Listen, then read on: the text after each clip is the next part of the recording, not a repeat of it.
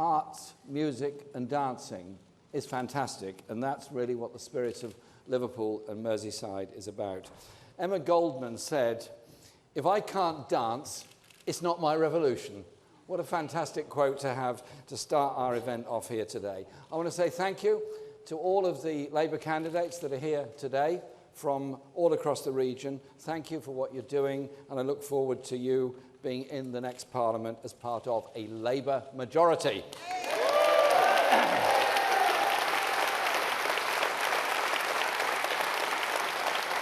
And I want to say big thank you to Joe Anderson and Steve Rotherham for being here today, the Mayor of Liverpool and the Mayor of Liverpool City Region.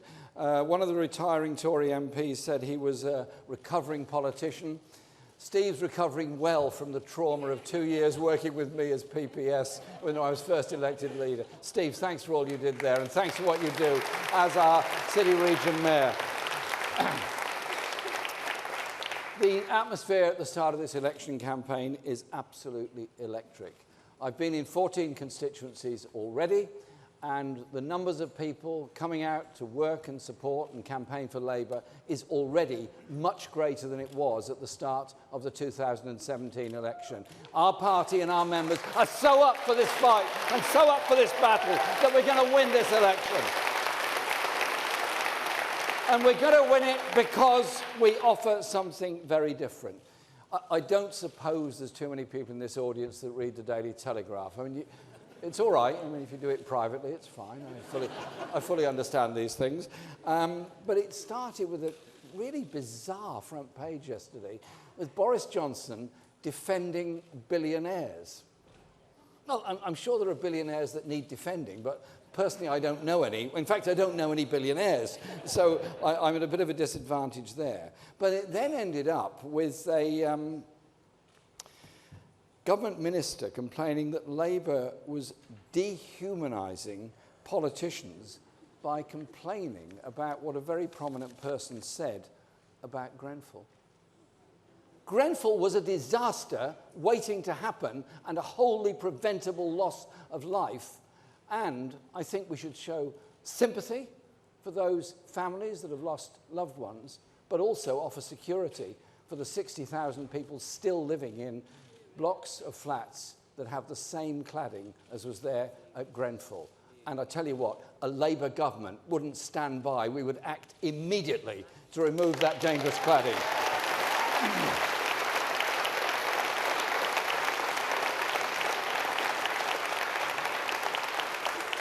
And so, when families complain about living in a death trap and residents' warnings are ignored and survivors have to wait years to get rehoused, it shows me that something badly has gone wrong, and that is dehumanising our politics. We'll do things very, very differently. We want to invest so that no community is left behind. As Lucy pointed out, there are massive imbalances between the north and south of this country and the east and west of this country. Levels of investment are very high in transport infrastructure in London and the southeast, very low in the northeast, northwest, Yorkshire, and across much of the Midlands. If you take a train from here to Hull, it takes a very long time. You could get to London and well beyond in the same time it takes to get to Hull by train from Liverpool. And so we will be investing all across the north. And we'll be investing through a green industrial revolution. I pay tribute to the work that's been done on Merseyside for the work on the Mersey Barrage, and we will be developing a green industrial revolution that will create thousands of jobs, hundreds of thousands of jobs across this country. But it's also about funding our NHS and our schools and taxing people fairly to achieve it. So our tax plans, which John will outline, will affect 5% of the population. The rest of the population will benefit from it because I believe there's so much unfairness in Britain, it's time to change course and change tack. And we'll be supporting our National Health Service, and all the evidence we've got is that this government is happy to sell our NHS out to the USA, happy to do a trade deal with Donald Trump, which could end up with us sending 500 million of NHS money to big US drugs corporations. I just make it very, very clear. Under Labour, Our NHS is not for sale to anybody.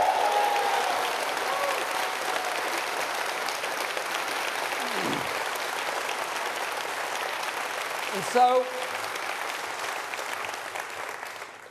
in the winter election of 2019, when you vote on December the 12th or earlier if you vote by post, you've got a choice ahead of you. A choice of whether you continue austerity and underfunding of our public services, you stand by on the other side while more people become rough sleepers, you watch our children growing up in poverty, and you watch the brutality of universal credit hitting the very poorest. And for those in work, in middle age, going deeper into debt in order to fund social care for their parents and university education for their children. Or do we say, in the fifth richest country in the world, we can do things differently and better? That we can achieve that level of equality that is possible. We can invest in our public services. We can create the jobs for the future. And we will have secretaries of state and government ministers that get it, that understand it, that are rooted in those communities that will benefit from everything that a Labour government will bring. And I'm very proud now to ask you to put your hands together to welcome somebody who is, as you all know, a very close friend of mine. And as close friends do, you can argue all the time. The whole time. I have still not quite got over the football question with John McDonnell, but that will come later. But in John, we've got somebody who has literally changed the economic debate in this country by force of nature and force of argument. We're no longer debating the merits or otherwise of austerity. We're now debating the necessity of investing in a future to care for those that need the support and care that they deserve, but also to create a society that's absolutely fit for the next generation.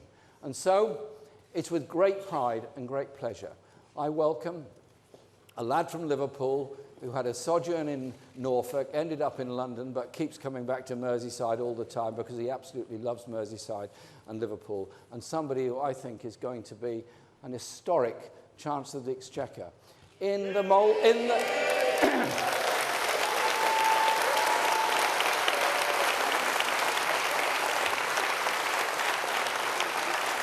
same mould as those great Chancellors of the Exchequer that the post-war Labour government had. Read, if you've got time, their speeches in introducing the budgets of 45, 46, 47, 48. In the midst of all the post-war problems they had, their whole narrative was about dealing with the poverty and injustice and lost opportunities for so many millions of people in Britain at that time. And their force of nature brought us the National Health Service. John's force of nature will bring us the National Education Service, will bring us that investment, that decency, that equality within our society. John, thank you for all you've done, and thank you for all you will do when we've won the election. John McDonnell.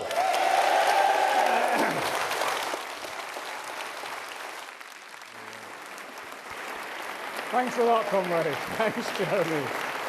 Thanks. Thank you. Thank you. Look, that's really nice of you.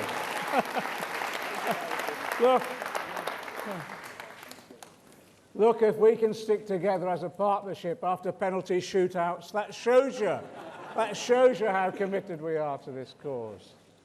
Look, it's good to be home. It's good to be home again in these, as Jeremy said, in the city of my birth. My Scouse predecessors, like so many others in this city, were originally economic migrants.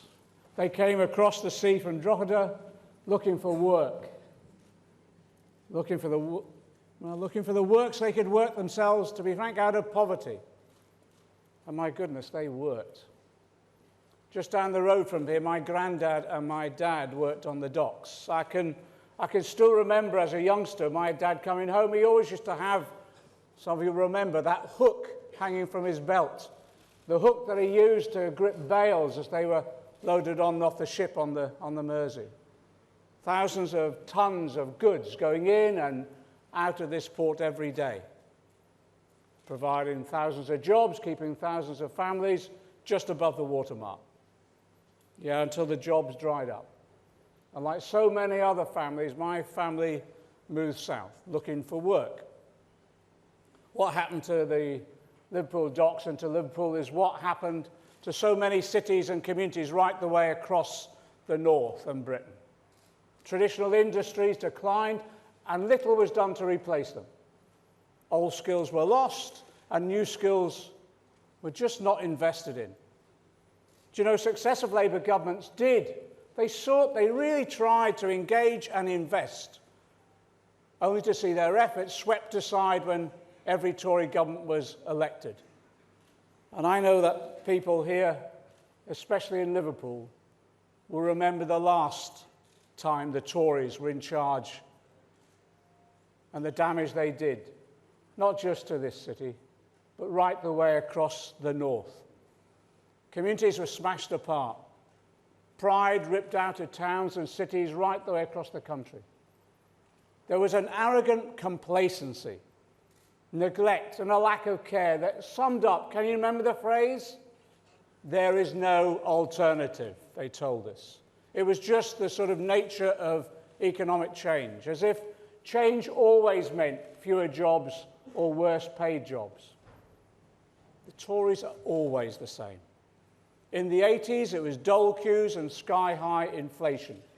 Now it's zero-hours contracts, universal credit, and queues outside food banks. If they win again, it will just be more of the same. They're planning to slash inheritance tax and taxes for the richest, despite, I'll just give the example of an ever-deepening crisis in our care homes and a crumbling public transport system. And there'll be a hard-right Tory Brexit smashing a hole in our public finances. Do you know, they treat us with contempt. They think people are stupid. They think that with Brexit on the agenda, they think we'll all forget about the last 9 years and the prospect of another 5 years if they get back. But whatever they say, there is an alternative. The chance to change things dramatically and permanently for the better. So Labour's message is one, exactly as Jeremy said, time and time again. It's a one of hope. And our hope is an ambition and a concrete objection that we will, yes, we will end the attitude that there is no alternative, and we'll replace it with the words we've been discussing over the last few years, one of hope, that another world is possible. And it's not just possible, it's necessary, and under a Labour government, it's in sight. Because this election isn't just about the next 12 months. 12 months of the Brexit withdrawal agreement, or even about the next 5 years. It's about the next 10 years. It's about future generations and the future of our country, and yes, the future of our planet. Everything we hold dear, a once-in-a-generation chance to get back on track, remake this country, transform everyone's lives for the better. I haven't got a rose-tinted view of the past. I still remember the conditions my family first lived in. And yes, how hard it was for my parents, like so many others. Well, hard to work just to get by. But this city and this country have a proud record, a proud industrial history, which has been taken away by successive Tory governments. And after years of being held back, those cities and towns, like Liverpool, like Manchester, and the smaller towns in the northwest, all of them require radical change to undo the damage that's been done by the Tories. Our aim as a Labour government is to achieve what past Labour governments have aspired to: an irreversible shift in the balance of power and wealth in favour of working people. And that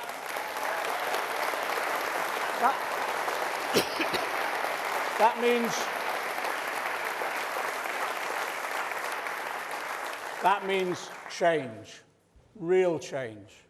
And it means investment on a scale never seen before in this country, and certainly never seen before in the north and outside of London and the southeast.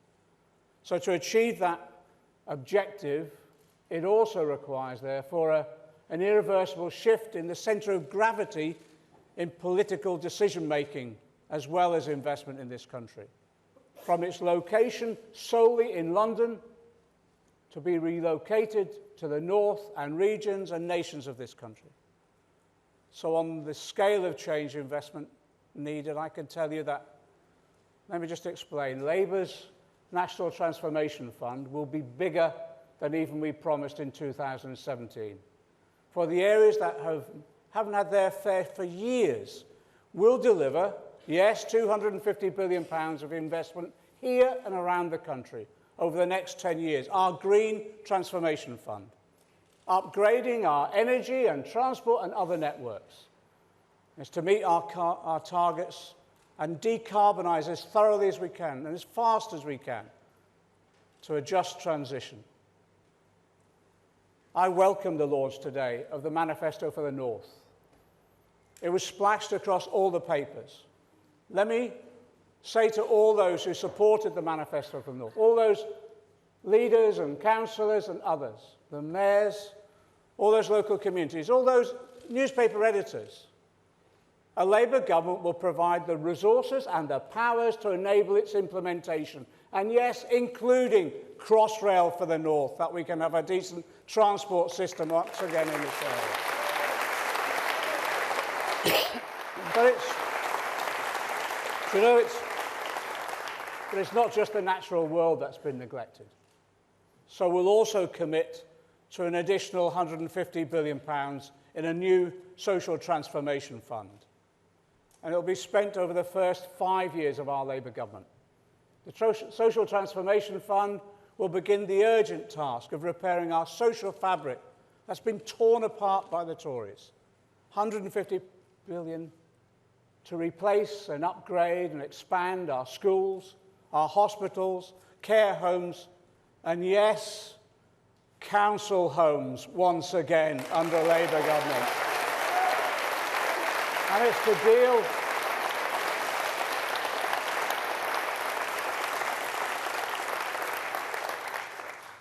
to deal with the human emergency which has been created by the Tories over the last 9 years, alongside, yes, the climate emergency. They're the twin challenges, but they're opportunities as well for our country, a once-in-a-lifetime opportunity to upgrade our infrastructure for good. It's because we have no other choice. We have to do it. If we're to stand any chance whatsoever of tackling climate change, if we're to stand any chance of providing a decent quality of life for all our people, yes, and also if we're ever to bring our communities back together again. And we have to act now, and we have to act big, and we have to act decisively. So all of these initiatives will be linked in a comprehensive programme to transform our economy and people's lives. Those who need jobs, linked with the need to actually create and build the new wind turbines. Those with new ideas for green technologies, linked with the areas where manufacturing investment has become for many a memory of your grandparents. That means making sure we transition away from fossil fuels to green energy sources, that those new jobs are located in communities where they're needed, within the investment in skills to go alongside the investment in infrastructure. Not like now building wind farms in Scotland with components shipped in from around half the world, whilst yards making the same components stand idle in Fife. It means bringing 27 million. It means bringing 27 million homes across the country up to efficiency energy standards, saving everyone money on their bills, and yes, at the same time reducing our carbon footprint. It means a national investment bank and a network of regional development banks, including one for the Northwest, using the power of government to raise money nationally and internationally. and new banks, including our Postbank, to pass on those resources into the hands of communities themselves. But it's not just about spending more. It's about how that money is spent, with decision-making devolved down to local communities. So we'll carve out part of the National Transformation Fund for a local transformation fund in each of England's regions, with money for devolved governments as well, of course. And that money will be ring-fenced for infrastructure projects, decided and developed at the local level, with decisions made transparently and democratically in each region. The decisions will be made here by local people, local decision makers, about how those funds are allocated. It's you who know best how to tackle the issues facing your community. There'll be regional officers of government departments overseen by a board of local, county and city council leaders. With that board publicly accountable to open meetings to local councillors, trade unions and business leaders alike. They'll be supported by a National Transformation Fund unit of the Treasury. I can confirm that this powerful section of the Treasury unit will be based here in the north.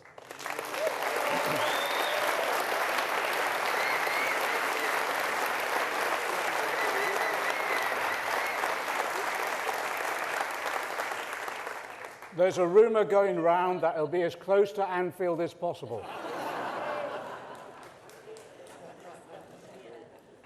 At the same time, my Treasury ministerial team are here. Our meetings will no longer solely be in London. Labour's Treasury ministers will meet outside of London. We'll have a ministerial office in the north as well. What does this mean?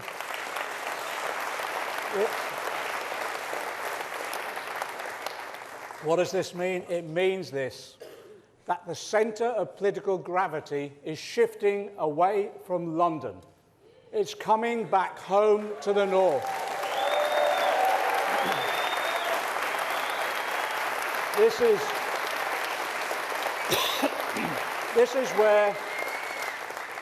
is where the investment is needed, and this is where the decisions on that investment need to be made on the ground.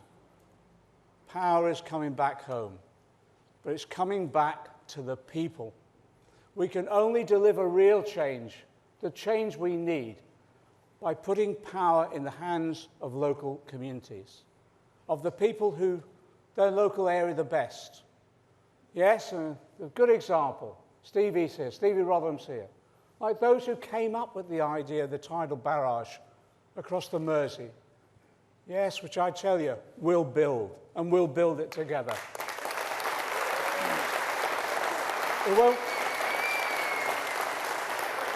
It won't just be public investment, of course. We can't do it if the private finance sector is not pulling its weight too.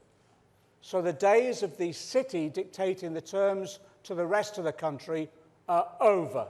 They're over. The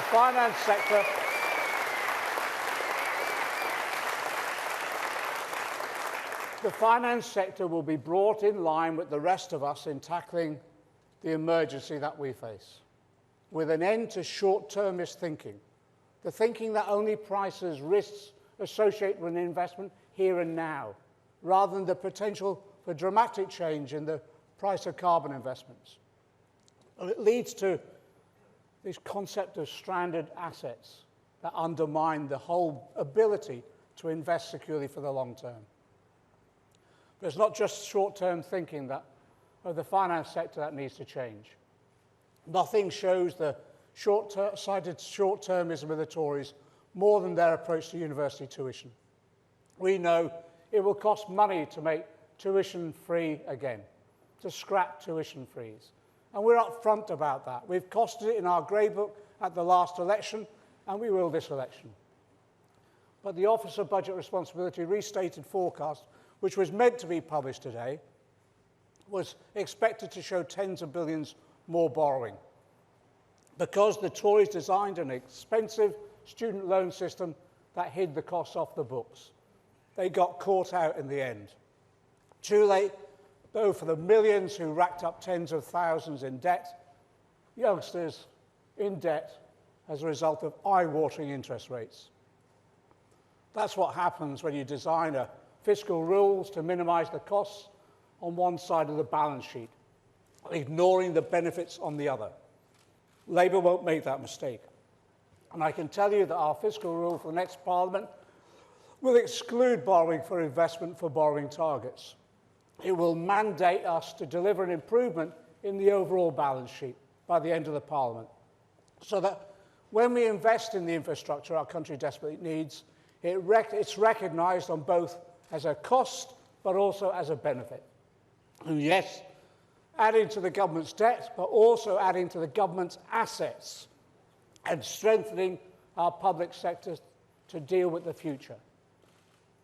With the rents of our new council homes and the electricity produced by our energy public agencies set against the cost of securing the debt issued to build them. And a ceiling on that debt servicing cost in normal times of 10% of tax revenue. On this, at least there's nothing radical. It's just common sense. What families and businesses do every day when weighing up an investment. After the corruption and lies of the Tories, we need government and those who want to be in government to be transparent as possible. So today is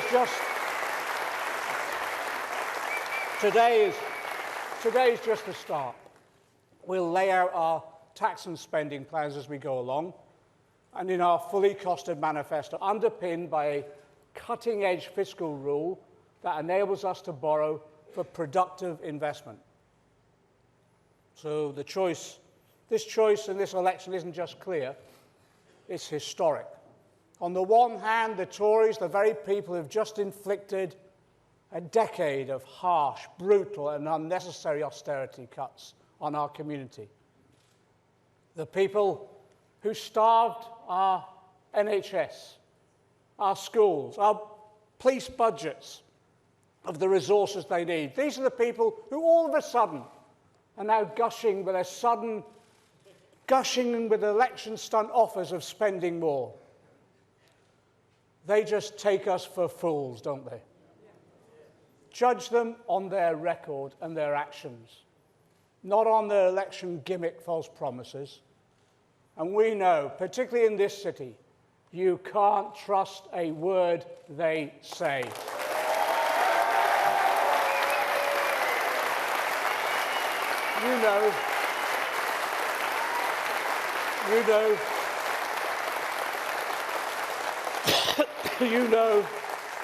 You know if they get back, we all risk 5 more years of cuts, falling wages, Trump trade deals, selling out our NHS, and a rising state pension age. Their ambition, a state pension age of 75. On the other hand, we have the chance now of real change. A decade spent rebuilding our society and saving our planet for our children and our grandchildren, building the homes we need, investing to create the well-paid jobs secure with trade union rights restored, creating clean, green energy and transport networks. That change begins, yes, with voting Labour and electing a Labour government with Jeremy Corbyn at its helm.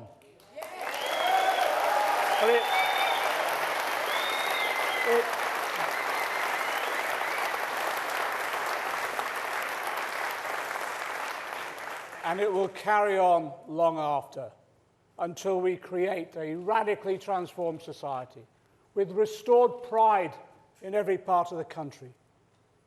Real change, made permanent, and delivered together.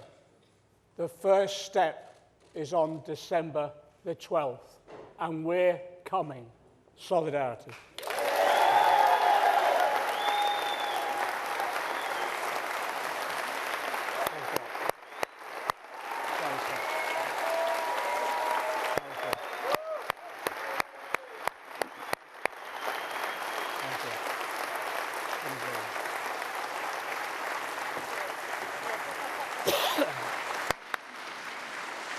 Yeah, thank you.